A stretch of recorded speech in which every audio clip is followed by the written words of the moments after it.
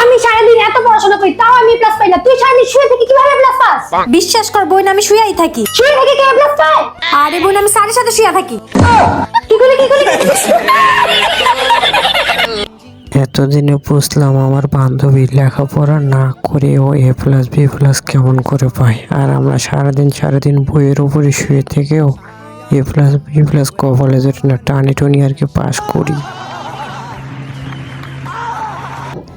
Hello বন্ধুরা, সবাই কেমন আছেন? আশা করি সবাই অনেক ভালো আছেন। বরাবরের মতো নতুন আর একটু অস্থির বাঙালির ফানি ভিডিওতে আপনাদের সবাইকে স্বাগতম। বললাম গাড়িটা আমি চালাই, তোর হাত ভাঙা। তোরা দুজনে কেউ চালাতে পারবি না গাড়ি, একজনের হাত ভাঙা একজনের পা ভাঙা। গাড়িটা আমাকে দে, আমি চালাই, আমার উপর তোদের ভরসা নেই।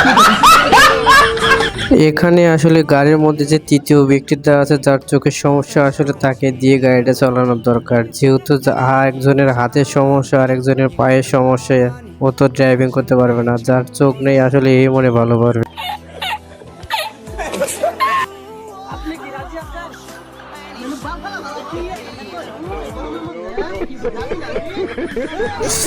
আসলে তো ঠিক, বিয়ে যদি আর রাজি না থাকে তাহলে বিয়ে করতে গেছে কেন? মানুষকে দেখানোর জন্য গেছে নাকি? আসলে কাজেরই এটা ভুল হয়েছে কিন্তু। দুনিয়ার সব স্বামী চায় যে তার বউ যেন ক্যালেন্ডারের মতো হয়, প্রতি বছর চেঞ্জ হবে। আর যেন প্রতিটা মেয়ে চায় তার স্বামী যেন আদার মতো হয়, যেন সকালবেলা উঠে প্রতিদিন যেন সেচতে পারে। মেয়ে মানুষেরা সবসময় ভাবে তার জামাই ওই আদার মতোই হোক, আর যদি আদার মতো হয় তাহলে প্রতিদিন ছেঁচে ওর রসটা বার করতে পারবো। এই জন্য মেয়ে মানুষের কাছে খুব ভালো লাগবো। এই জন্যই তো আসলে মেয়ে মানুষের সাথে ছেলে মানুষের পড়ে না। আর আমিও এই জন্য কিন্তু আসলে বিয়ে শাদীর কথা বাদ দিয়ে দিছি একেবারে। আম্মা বাসার নিচে না 3টা কুত্তা হয়েছে, আমি একটা নিয়ে আসবো। তুই কই যাবি তাই? তুই কুত্তা একলাকে ঘরে রাখা যায়? এই আন্টিটা হুবহুব আমার মায়ের মতো। মা আর আমার এই আন্টির মধ্যে কোনো পার্থক্য নেই। মনে হয় দুজনে মেলায় হারিয়ে যাওয়া বোন, অনেকদিন খোঁজার পর পাইছি। তুমি বসো, আমি আব্বা আম্মাকে ডেকে নিয়ে আসি। আরে ঋদ্ধ, আরে বাঁধন তুই? ভাইজান, আপনার ছেলের সাথে কি আমার মেয়েটার বিয়ে ঠিক হয়েছে? দূর আম্মা, কি যে কও, ওই তো আমার বয়ফ্রেন্ড। তোর বয়ফ্রেন্ড? ও তোর বয়ফ্রেন্ড? আরে হ্যাঁ, তো তোর মায়ের বয়ফ্রেন্ড ছিল। এই তোর খাইতে কাজ নাই, তুই আমার বউ ধরে জ্বালাইছস, এখন আসছিস আমার মায়ের জ্বালাইতে। আর তুই কপাল পোড়া, ওর দিকে কি প্রেমে পড়ছস? আম্মা, আব্বা, ও তো সরকারি চাকরি করে।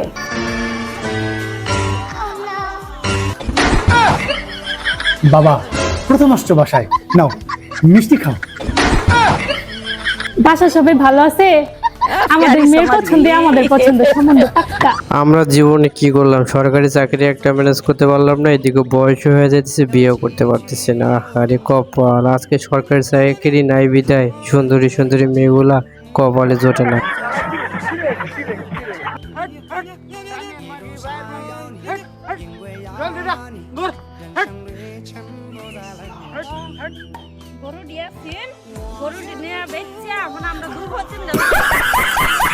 ভাবতেছি বিয়ে যদি করি না, এখন বিয়ে করবো দুইটা বিয়ে করে এরকম হাল চাষ করে বেড়াবো মানুষের জমিতে। তাহলে এদিকে হালও চাষ করা হবে, বিয়েও করা হবে, তাহলে দুই দিকেই শান্তি, বউ আর ঝগড়া করতে পারবে না।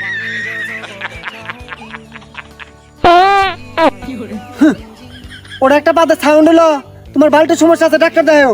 পাদের সাউন্ড কাক কয়, এই যাও বলা।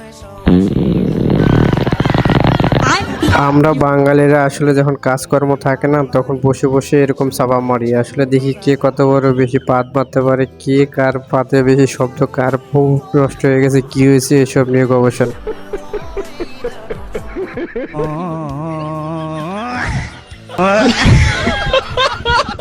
নিজের গর্তের মধ্যে নিজে পড়ে গেছে, উল্টো মানুষের আর গর্তের মধ্যে ফালাতে পারে নাই। যে সাইনবোর্ডের মধ্যে লেখাটা আছে, এটা যদি রাত্রে কেউ চুরি করে নিয়ে যায় ডাবটা, তাহলে তো লেখাটা দেখতে পাবে না। কাকা ট্রেনটা একটু আসতে চালে, আমার বউ আছে ট্রেনে।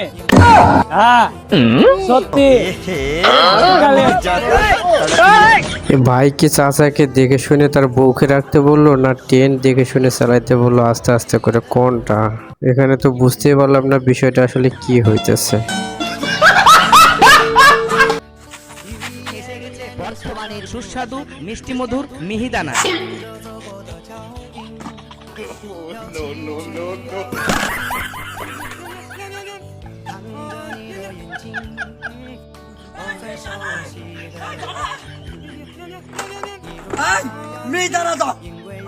এমাল কোয়া দেখালি রে বাবা, ওরে গরুর অন্ন ধ্বংস করে এনেছি। এই তো সে গরুর খড় খাইছিল, সেই আমরা ভেড়ে চলে আইছি বাবা। ওরে তুই মেয়ে দাঁড়াতে অত কথা বলে কেন বলছেন? কি যে ভাই কটকটি খাওয়ার শখ, ভালো বালতি ভাঙ্গে ফেলাইয়া তারপর দৌড়াইতেছে কটকটির পিছনে। আসলে আমরা ছোটবেলায় এরকম অনেক করতাম যে ভালো ভালো জিনিস কটকটি আলাকে দিয়ে দিত। আজকে এই পর্যন্ত, সবাই ভালো থাকবেন, আবার নতুন কোনো ভিডিওতে দেখা হবে। আজকের এই ভিডিওটি যদি আপনার কাছে একটু ভালো লাগে থাকে তাহলে অবশ্যই চ্যানেলটা সাবস্ক্রাইব করে রাখবেন এরকম নতুন নতুন ভিডিও পেতে।